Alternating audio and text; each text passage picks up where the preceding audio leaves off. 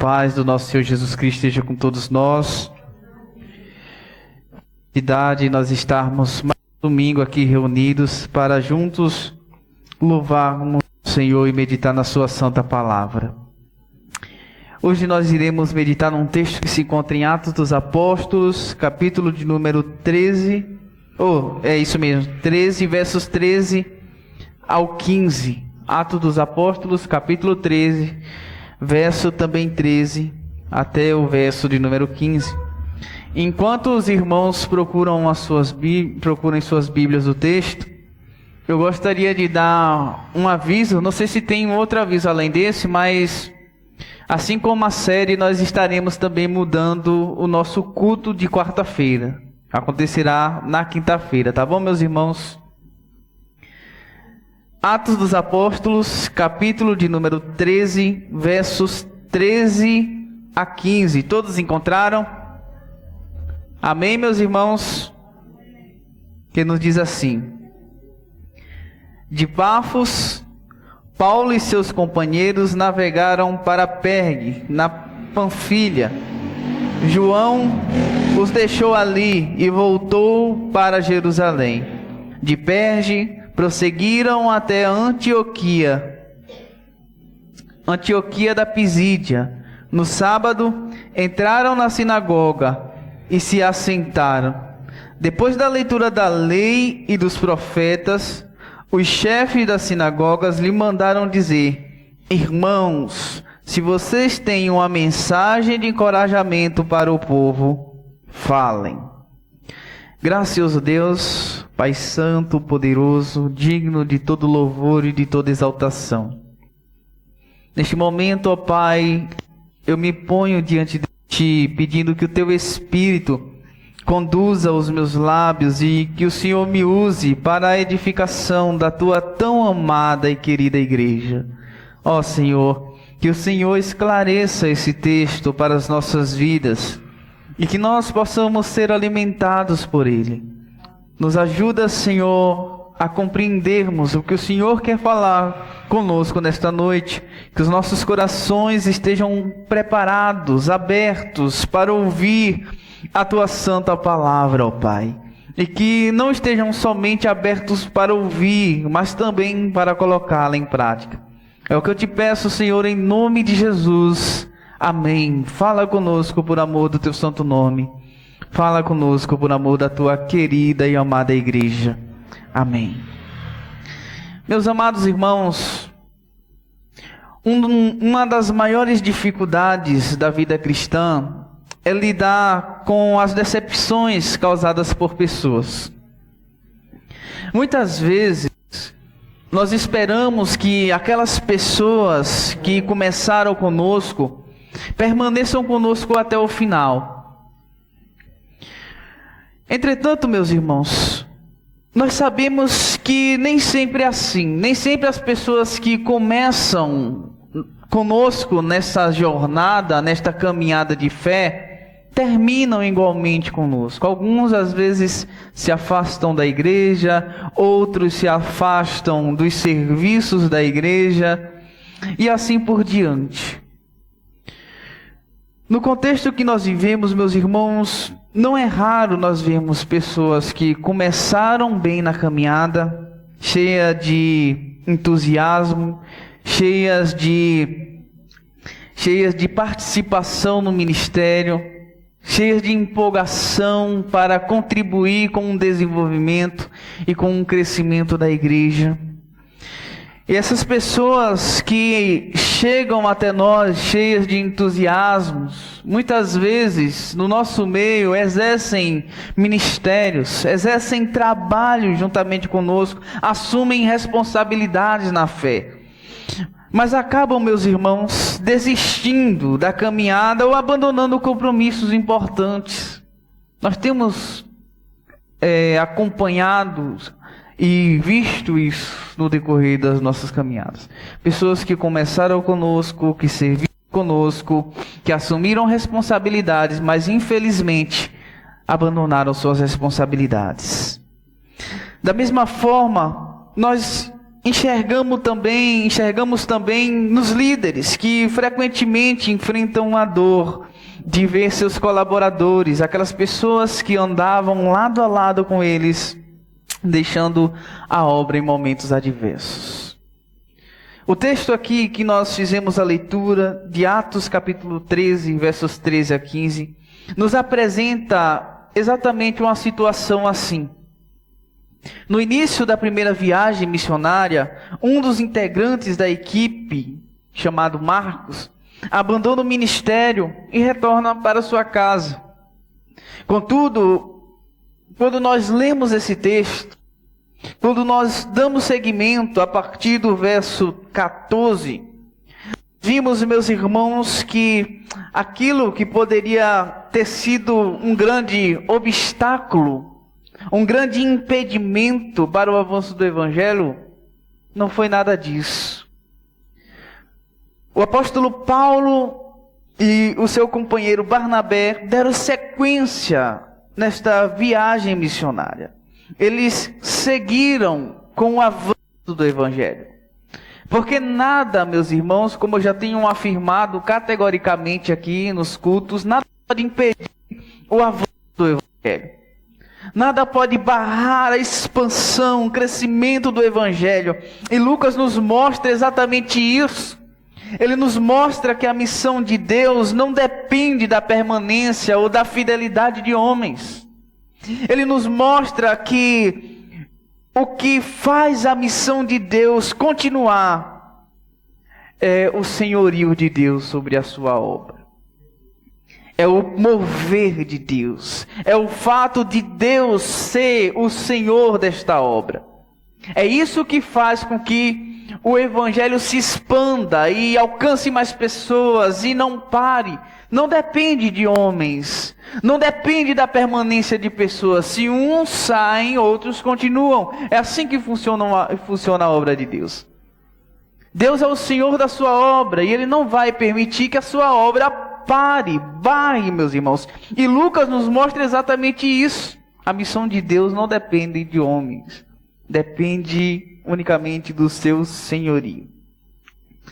E quem foi que escreveu Atos? Como eu já falei, foi Lucas. Lucas quem escreveu Atos. E nós vemos isso quando ele afirma no início do livro de Atos, no capítulo 1, versículo 1, em que ele diz: em meu livro anterior, Teófilo, escrevi a respeito de tudo o que Jesus começou a fazer e a ensinar.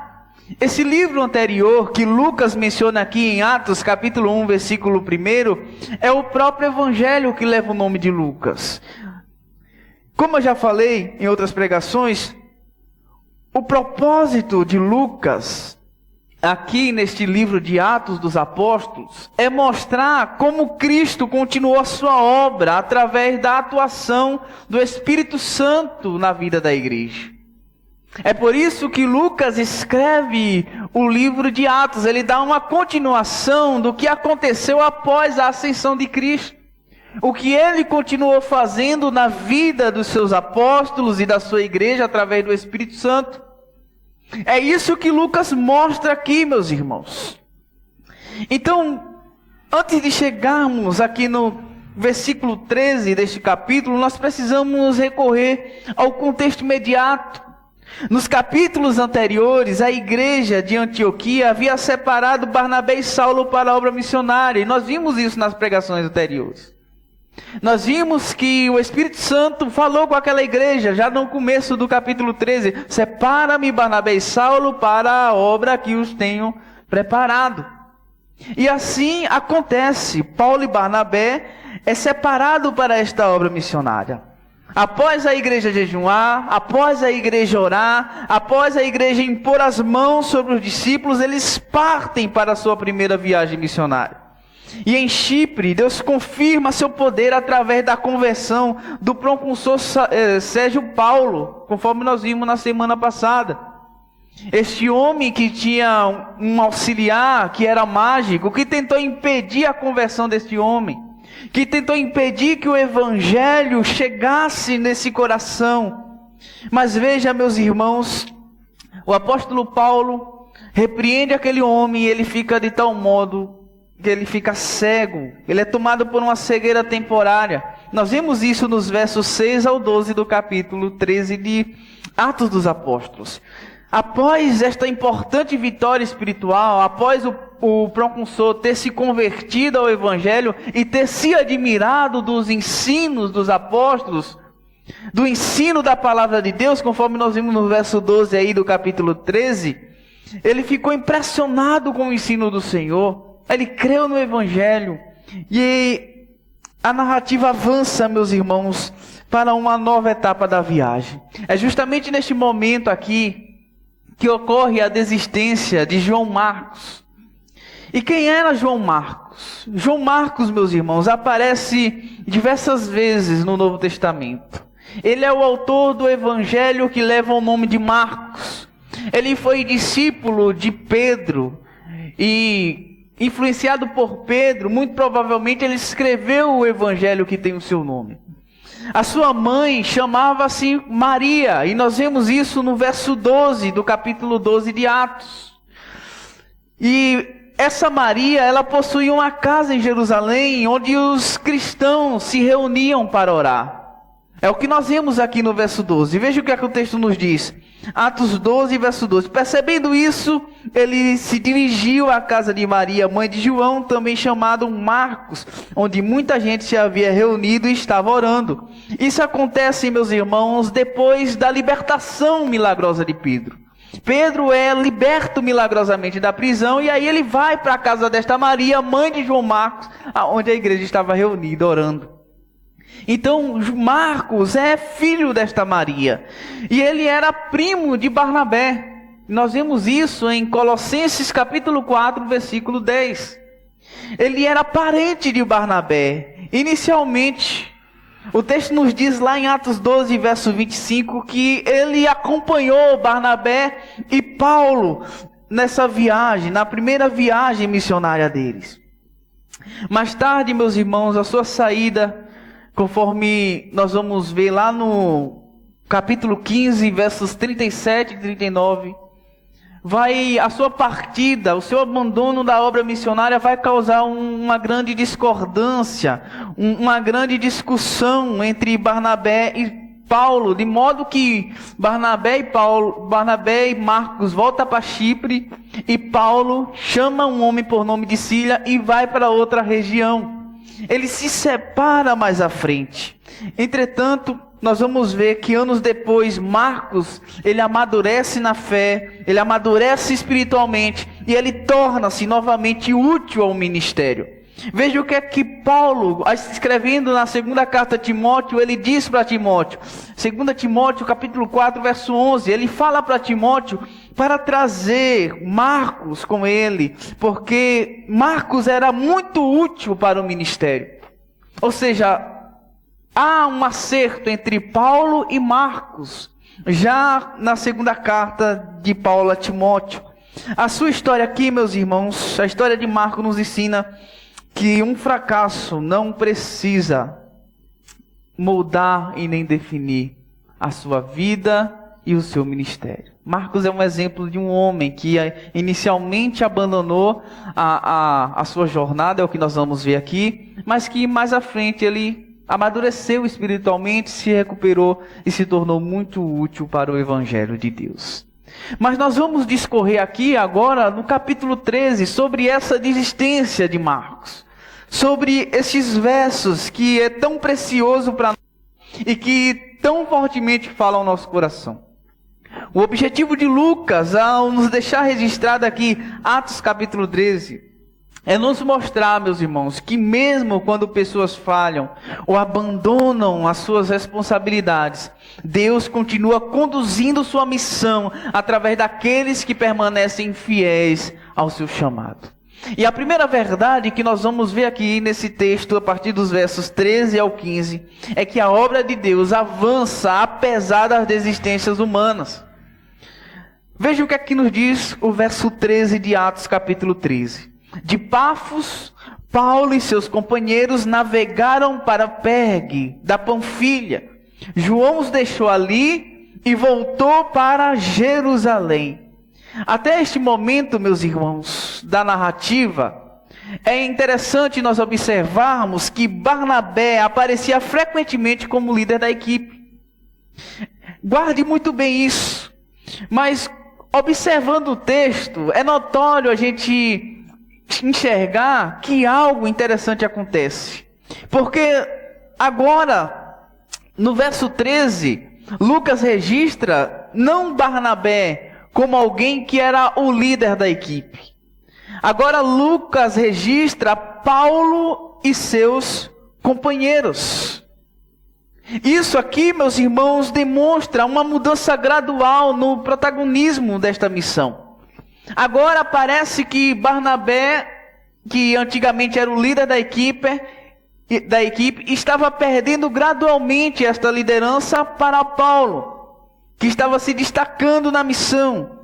Mas o foco principal do versículo aqui está na saída de João Marcos. Lucas, ele ao nos escrever sobre esta saída, sobre este abandono de João Marcos, ele não explica o motivo pelo qual João Marcos desistiu desta obra missionária.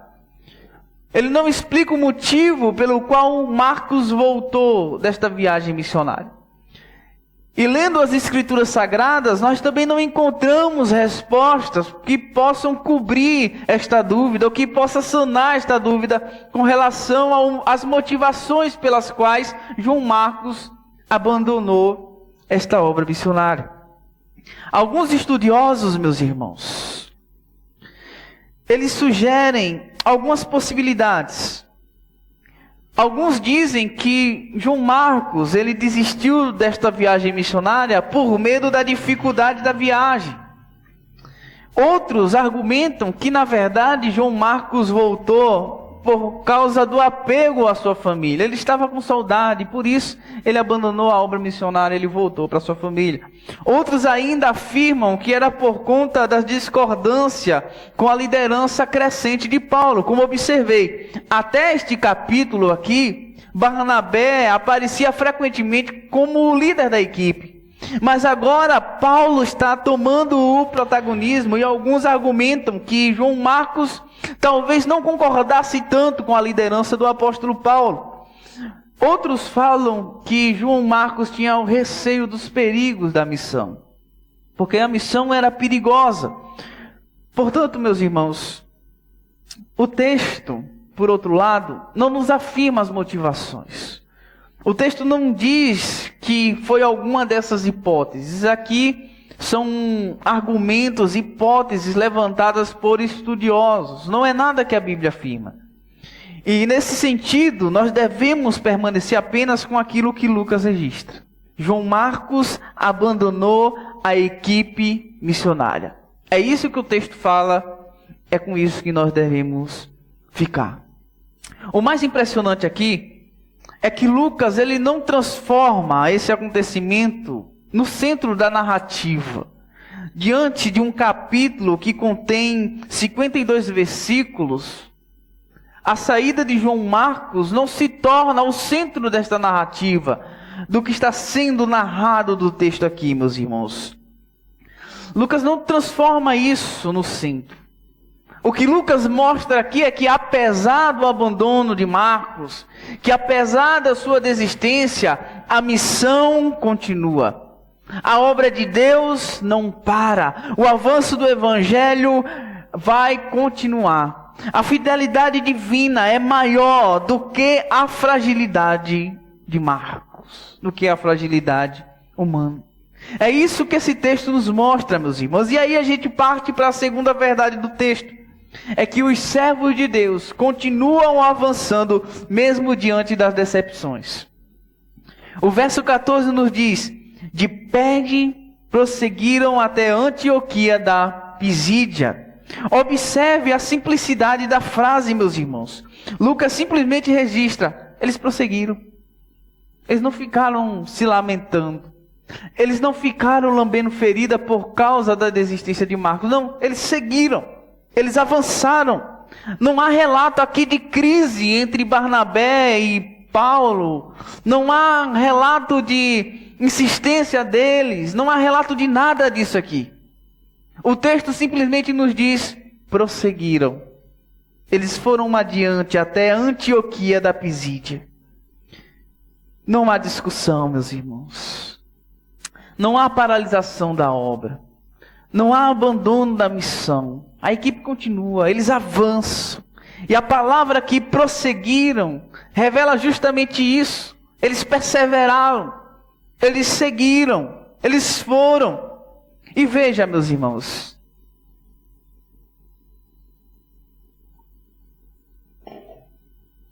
a viagem para a Antioquia da Pisídia era árdua e perigosa.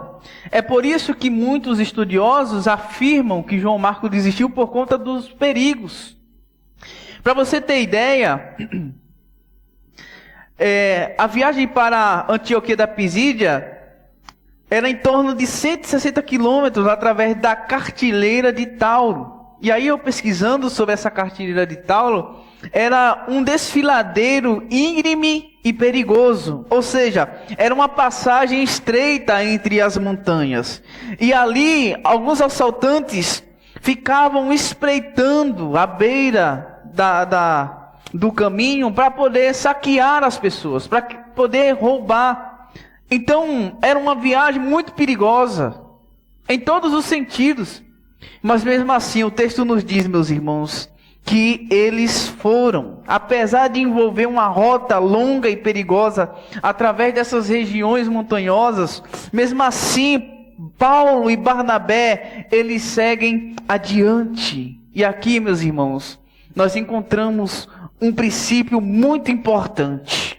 É que as decepções, as frustrações, o abandono não podem nos impedir de obedecer o chamado de Deus. Nós temos que avançar apesar das frustrações. Nós temos que avançar apesar das decepções. Nós temos que avançar apesar dos abandonos. É um princípio importante, meus irmãos, porque nós sabemos que quem vive para Cristo inevitavelmente enfrentará desapontamentos. Jesus não disse que no mundo nós iríamos ter leveza. Ele disse que no mundo nós teríamos aflições, mas tem de bom ânimo, eu venci o mundo. Jesus venceu o mundo. E é por conta disso que nós enfrentamos os desapontamentos. Porque nós sabemos que o seguir a Cristo às vezes nos trazem esse desapontamento, nos trazem essas frustrações, nos trazem esses abandonos. Mas nós precisamos continuar firmes, porque a missão não pode parar por causa dos abandonos, das decepções, dos desapontamentos. Nós temos que avançar na pregação do Evangelho. A terceira verdade, meus irmãos, que esse texto nos mostra, é que a prioridade do servo de Deus é levar a palavra de Deus. Veja o que aqui nos diz o texto. No sábado, entraram na sinagoga e se assentaram. Ao chegarem aqui à cidade, meus irmãos, Paulo e Barnabé, eles fazem algo que já é um padrão dos seus ministérios. Eles chegam na sinagoga e eles entram na sinagoga e se assentam. E a sinagoga era o principal local de reunião dos judeus. Ali havia a leitura das Escrituras, havia a oração e havia a instrução religiosa. E Lucas continua no verso 15, depois da leitura da lei e dos profetas. E é interessante a gente observar essa sequência. Essa leitura correspondia ao que hoje nós chamamos de Antigo Testamento. Primeiro era lido a lei e depois era lido os profetas. Porque eu não sei se os irmãos sabem, o motivo de Lucas escrever, de estar esta ordem no nosso texto em português, é porque o Antigo Testamento, na língua original, não se divide igual a nossa Bíblia é dividida. Ele se divide em 3 partes, que é chamado de Torá, Tubi e Ketubim, que são as leis, os escritos e os profetas. É por isso que o texto nos diz que depois da leitura da lei e dos profetas, É porque, na verdade, está falando da leitura do Antigo Testamento nas suas línguas originais, no seu modelo original. E essa leitura correspondia ao que nós chamamos de Antigo Testamento. Então, os líderes da sinagoga, depois dessa leitura das leis e dos profetas, eles enviam uma mensagem a Barnabé e a Paulo, conforme nós vemos aí no verso 15 ainda. Depois da leitura da lei dos profetas, versículo 15, os chefes das sinagogas lhe mandaram dizer: irmãos, se vocês têm uma mensagem de encorajamento para o povo, falem. Sem que eles procurassem, meus irmãos, alguma plataforma em que pudessem falar o evangelho. Sem que eles procurassem chamar a atenção dos mestres das sinagogas ali para poder anunciar a mensagem. Sem eles precisar fazer nada disso, meus irmãos, Deus abre uma porta para eles pregarem o evangelho. Que coisa majestosa. E isso nos ensina que a missão não é movida pela autopromoção dos servos. Não é assim que a missão é promovida. Ela é promovida pela providência de Deus, meus irmãos. É o Senhor que cria oportunidades para nós pregarmos a sua palavra. E Deus cria oportunidades para que a sua palavra seja anunciada. É claro que nós temos a orientação de Paulo que nós devemos pregar a tempo e a fora de tempo. Mas observe o que o texto está nos mostrando aqui. Deus preparou a oportunidade para que os discípulos, para que os apóstolos pregassem o evangelho. O foco de Paulo nunca foi construir uma reputação pessoal. O seu foco era proclamar as Escrituras. E aí a gente parte para a quarta verdade do texto. É que Deus transforma essas oportunidades simples em grandes instrumentos para a sua glória, meus irmãos. À primeira vista, este convite parece ser algo comum. Apenas mais uma reunião numa sinagoga. Apenas mais uma leitura bíblica. Mas no versículo seguinte, meus irmãos, Paulo ele vai fazer um dos sermões mais importantes registrados no livro de Atos. Nós vamos fazer essa exposição na próxima semana, mas Paulo vai fazer um sermão poderoso, marcante. Aquela oportunidade que parecia ser simples, se tornará um poderoso momento para a proclamação do Evangelho de Deus. E isso nos ensina, meus irmãos, que Deus frequentemente realiza grandes obras através de ocasiões aparentemente pequenas. Talvez Deus vai fazer uma grande obra em uma conversa, em uma visita, em uma aula, em uma pregação ou em uma palavra de encorajamento.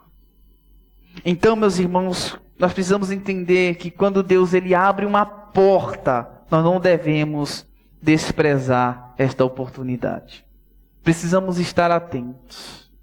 Eu me lembro que alguns dias atrás, eu estava no meu trabalho e uma moça me apareceu com uma dúvida. Ela frequenta a Igreja Católica e ela veio me perguntar algumas coisas com relação à Igreja Católica, querendo saber o que eu pensava acerca da confissão.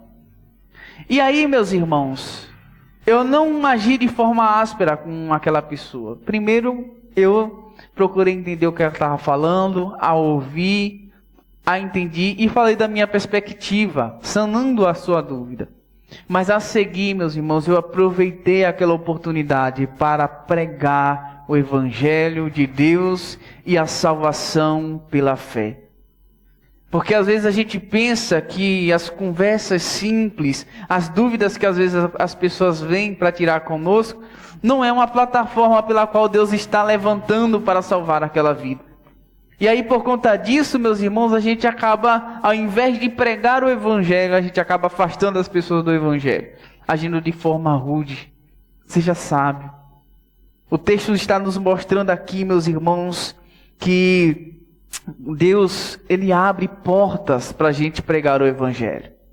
E quando Deus abre essas portas para nós pregarmos o Evangelho, nós não podemos desprezá-las. Nós não podemos desprezar a oportunidade de falar do Evangelho para as pessoas. Então, meus irmãos, andando para o final, Atos 13, dos seus versos 13 a 15, marca uma importante transição na primeira viagem missionária. O texto mostra primeiro a desistência de João Marcos, mas ele mostra a perseverança de Paulo e Barnabé apesar desta desistência. E aí, meus irmãos, nós vemos a centralidade das Escrituras e a providência de Deus abrindo portas para que o Evangelho seja pregado. Embora um colaborador tenha abandonado a missão, embora João Marcos tenha desistido, Deus continuou conduzindo seus servos e preparando oportunidades para que Cristo fosse anunciado. E a história nos lembra que a obra pertence ao Senhor e não aos homens. Esta obra não pertence a mim e muito menos a você. Esta obra pertence a Deus. E isso nos mostra que se alguém falha, Deus continua agindo. Se alguém desiste, Deus continua operando. Deus continua levantando pessoas. Quando surgem obstáculos, Deus continua dirigindo. E aí, quando as portas parecem se fechar, nós vemos que Deus é quem abre outras portas para a sua própria glória, meus irmãos. É Deus que age na sua obra do começo ao fim. Então, o que é que nós aprendemos com esse texto? Primeiro, é que nós não podemos permitir que a decepção com pessoas interrompa a nossa caminhada com Deus. João Marcos voltou para Jerusalém, mas Paulo e Barnabé continuaram avançando na pregação do Evangelho. A nossa fidelidade a Deus não depende e não deve depender da fidelidade de outras pessoas. Porque às vezes a gente vê algumas pessoas se frustrando quando vê alguns escândalos, quando vê outros desistindo e querem desistir também. Você não está na igreja por causa das pessoas. Você não está na igreja por causa do pastor Diego. Você não está na igreja por causa da irmã Jéssica, da irmã Sandra, do irmão Taílson, da irmã Ginelice, da irmã Elisângela. Você não está na igreja por causa de nenhuma dessas pessoas. Você está na igreja por causa de Cristo e você deve se lembrar disso. A nossa fidelidade é a Deus e nós não podemos depender da fidelidade de outras pessoas. Somente da Deus. A segunda verdade é que nós precisamos perseverar mesmo quando o caminho se torna difícil. Paulo e Barnabé eles seguiram viagem apesar dos desafios. Apesar de Marcos tê-los abandonado. O chamado de Deus, meus irmãos, exige perseverança. Veja que quando Josué assumiu a liderança daquele grande exército que estava saindo do Egito, ele estava substituindo um dos maiores nomes da história bíblica, Moisés. O próprio Deus, ele se dirige a Josué e ele diz: seja forte e corajoso. Nós precisamos ser perseverantes porque o chamado de Deus exige de nós perseverança. Precisamos também ser fortes e corajosos. A terceira verdade que esse texto nos ensina é que nós devemos valorizar a centralidade das Escrituras. A reunião aqui nas sinagogas era estruturada em torno da leitura da palavra. A igreja continua ainda, meus irmãos, sendo edificada pela exposição fiel das Escrituras.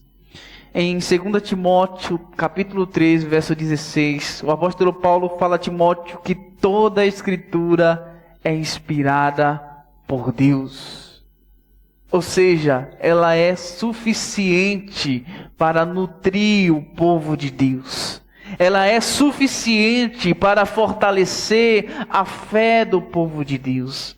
ela é suficiente para consolar o povo de Deus, ela é suficiente para libertar o povo de Deus, ela é suficiente para salvar o povo que será de Deus.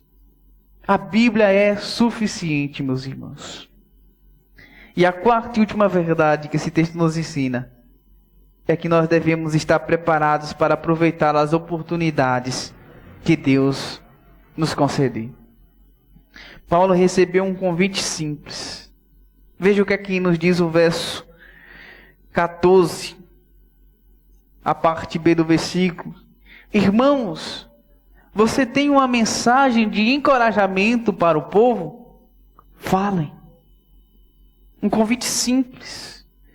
Mas Deus o transformou em um poderoso instrumento para alcançar muitas pessoas, para alcançar muitas vidas. Muitas vezes, meus queridos irmãos, as maiores obras de Deus começam em oportunidades que parecem pequenas aos nossos olhos. Então, que Deus nos dê perseverança, que Deus nos dê fidelidade e que Deus nos dê coragem para continuarmos firmes na pregação da sua palavra. Amém, meus irmãos? Vamos nos colocar sobre os pés e vamos orar ao Senhor.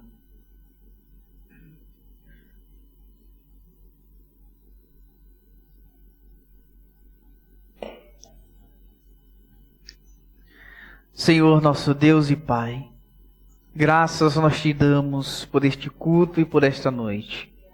Muito obrigado, Senhor, por tua palavra que tanto fala aos nossos corações. Obrigado, Senhor, por esse texto que ministra e que nos encoraja a permanecermos firmes, apesar das dificuldades.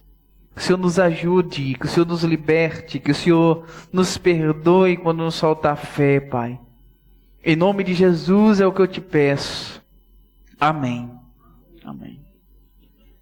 Amém, meus irmãos, está encerrado. Vamos estender as mãos. Estenda suas mãos. Que o grande amor de Deus, a graça do nosso Senhor Jesus Cristo, as doces consolações e a comunhão do Espírito Santo esteja com todos nós, hoje e para todo sempre. Amém. Que Deus os conduza em paz.